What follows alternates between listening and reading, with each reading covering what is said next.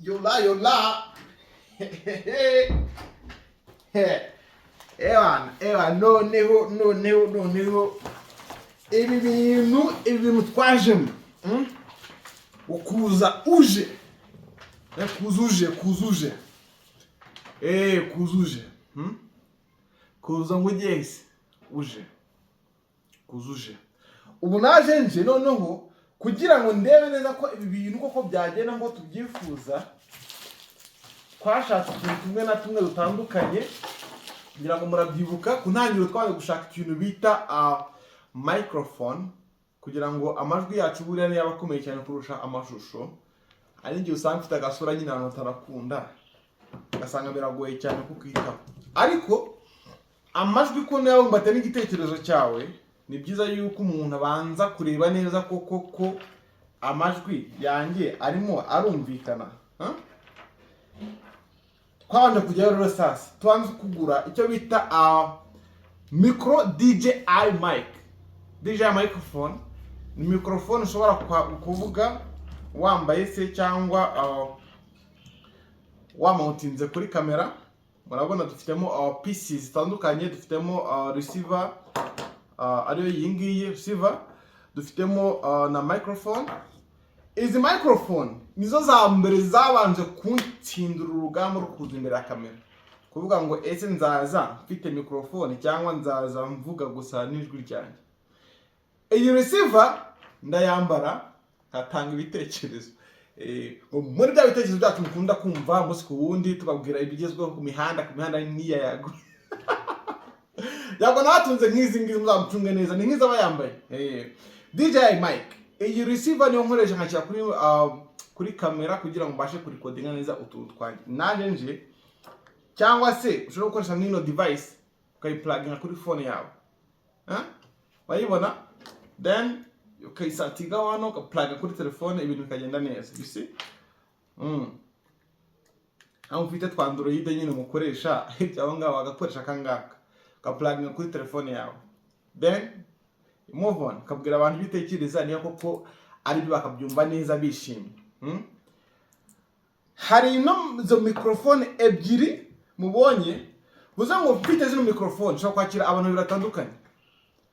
Uvuga ubwirwa anawe agahindukira nyine akabuvuga aho ndavuga kumva akabwirwa. Iyi microphone ushobora kuyambara nawe ukayambara nyine uzaze. Then nkajya mvuga bwira abantu cyo gutekerezaho cyangwa cyo batekereza cyo ufuza ku muryango ko wahindukaho cyangwa se wakora ukakivuga. Izi ni DJI microphone. Izi ngize bafite n'umwihariko yuko zifite recorder imbere yazo ushobora kuyambara. Mujya mubona abanyamakuru mukunda cyane bazambaye. Uraza ukayatasha, gacisha mo imbere.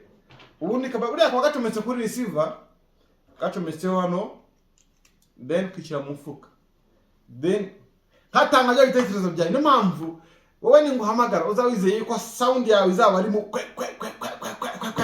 Ugera ahantu hejuru ushaka kugera rwose uvuga ati ijwi na ya bass yawe uzi kakajwi kawe keza kari melody yazo kagera ahantu kwa ushaka cyane. Sasa ubwo urugendo n'imihanda inyerera ntago byari byoroshye bavandimwe. Abandi rero reka mbanze ndero ivugurura amatwara rimwe ryambuka imipaka bita kamera niba koko babigenda bakambuka. Izi microphone dufite hano urazambara ariko twashaka ngo ese umuntu azajya yitemberana agera ahantu bigoye twaguze microphones. Wireless microphones. Izi zigezweho mu mwumva nyine abantu bafite wireless microphones. Bafungure mu kabyara. C'est ici. Voilà. Ubu se n'ikindi karito kuko mu kabyara mwe. Voici. Wireless microphones. Izi microphone nizo ku rwego rwo hejuru cyane kubera yuko zifite umwihariko wo kuba kuvugira kuri metero 600.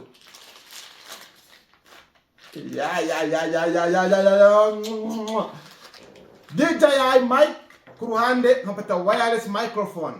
Mana yanjye. So RBA izantira ndakurahiye.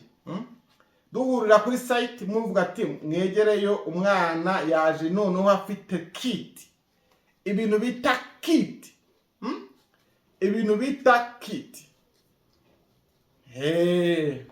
Voilà, tubwire ibyawe muri bya bintu byacu. Noneho confidence izamuka muri bya bintu byacu. Hamwe uvuga ngo wambaye microphone batisaka kantu makabona muri bya bintu byacu. Gatanga ibitekerezo byawe. DMT Rwanda, Dieudonné Monique team, kavuze ngo noneho ufite ibyo ndi kuvuga microphone yawe, oni microphone ko mvanga. Tachiga ngo microphone. Iyi ntabwo azaba rimwe umbe nabwo ko na hosting abantu babiri imbere nkoresheje DJI mic yanjye kuko ufite receiver imwe ifite micro ebyiri. Izi ebyiri kongeraho n'izindi ebyiri, you see? Oye koreho. Bafata umwanya ndaguha micro. Ewa. Ari mu kijyangano ni cyane mo kabyaramo. Iyi nayo ukayambika ngo ni microphone, microphone. Iyi microphone izifite umwihariko kuba muri metero 600. Ndwa ngo niyo nazi watu gukina twafashe film mu gihe twagiye mu ntambwe ndende cyane, metero 600 zirenga hafi kilometero cyose. Uzaba uri kuvuga tuguteza amatwi.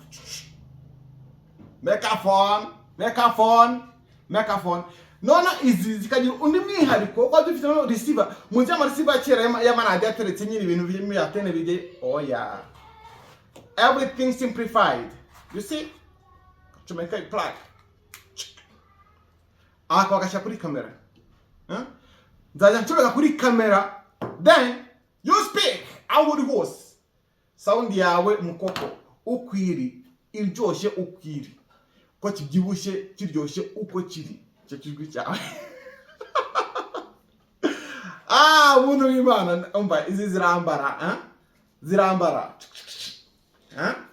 Izi zirambara.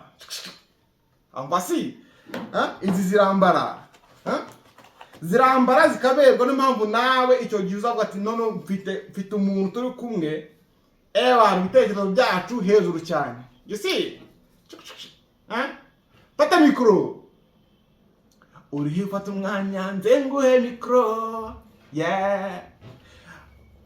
Dusubira inyuma nakubwemo na hostinga abantu bangahe? Bane bose ubu ngubu abantu bane bose nashobora hostinga icyarimwe.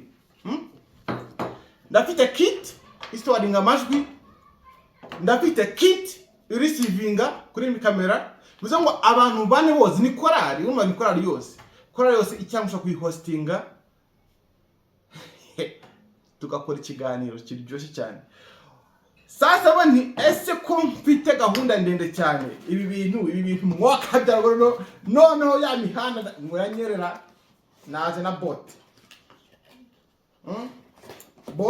Bote zimwe z'abasoda. Mana yani. Uko Ruganda habiki.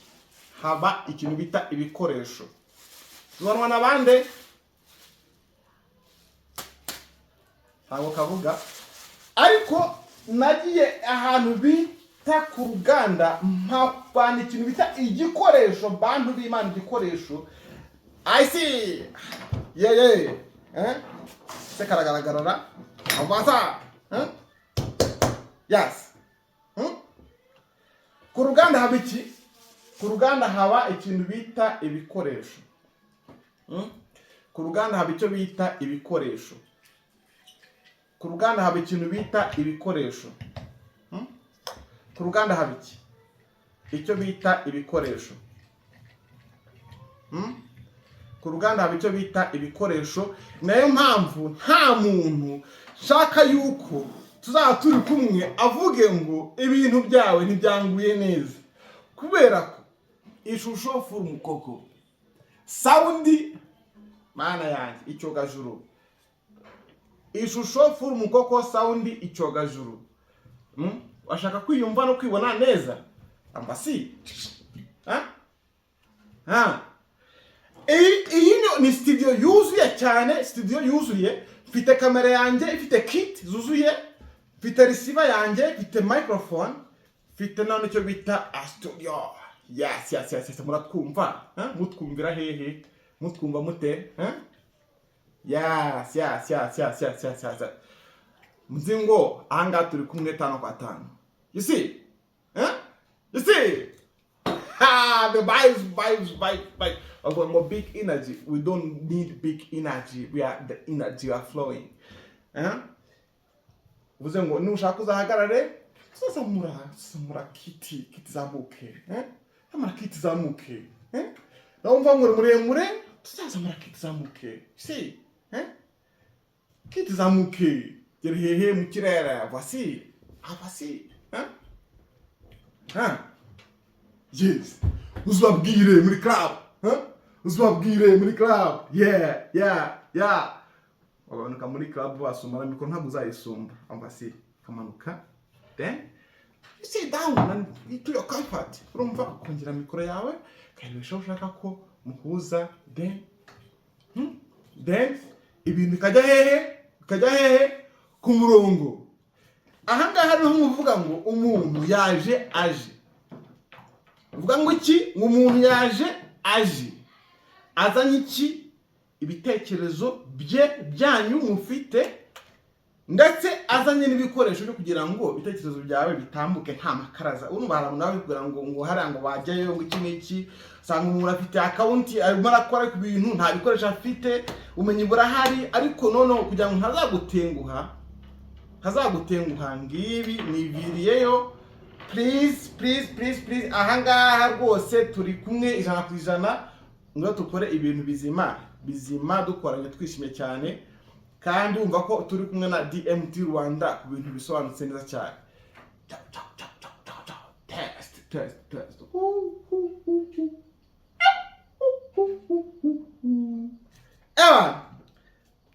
Ntabwo imbogo tukibonye imbogo mu cyanya cyazo. Yes. Ubwo rero ibi ngibi nuvuga ngo mwebwe mwahisemo kuza hafi yanjye ngo dukorane ibintu bizima nyine ngibi. Ntabwo kiri bitekerezo ngibi, tugomba gukora ibintu bimeze bite, biri fresh. The mic is yours, please. Imikoro ni yawe ngo tujyaze umusaruro, ibyo ufite tubisangire kuri DMT Rwanda. Thank you so much.